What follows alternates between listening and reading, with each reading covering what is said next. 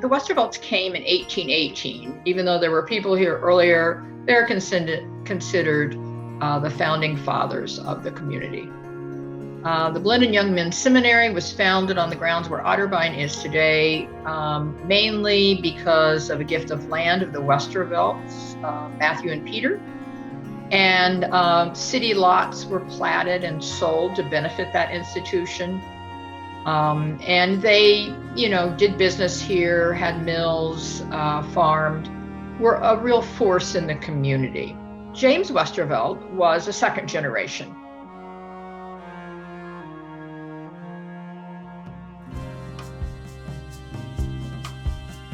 Westerville was actually incorporated in 1858. One of the first ordinances that was passed was a strongly worded prohibition of alcohol being sold in the community.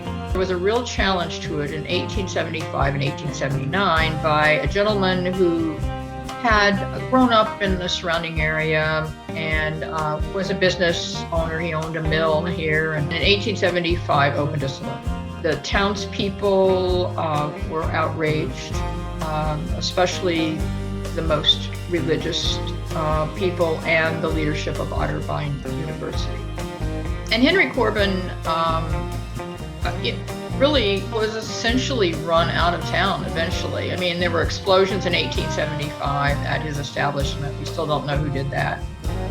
Huge explosion in 1879 in a different establishment. So the forces against him were pretty powerful.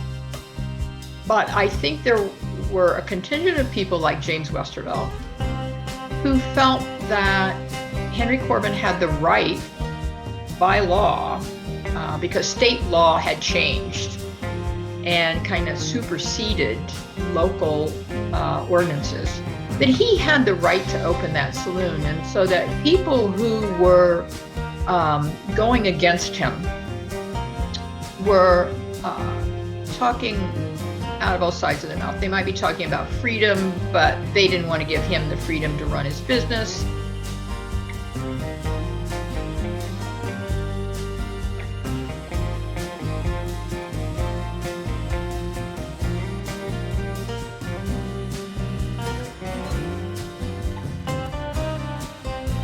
Well, he's clearly pointing out what he feels is hypocrisy on the part of the people who were leading the fight against Henry Corbin.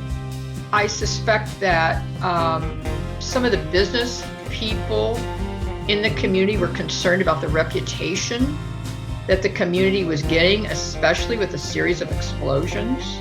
I do think James Westervelt may have had the point of view of business leaders in the community, that this was not good for business, and that they knew that some of the people who were involved against Henry Corbin had some maybe less than stellar things they'd done. It's a small community. People know what other people are doing. So it may have been that sort of hypocrisy that he's talking about.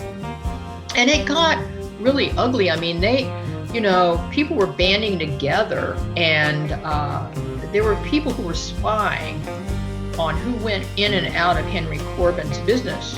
And those people were going to be blackballed in the community. And that really probably did not set well with everyone. And James Westervelt was probably one of those voices in the wilderness saying, wait a minute, guys, is this really who we want to be?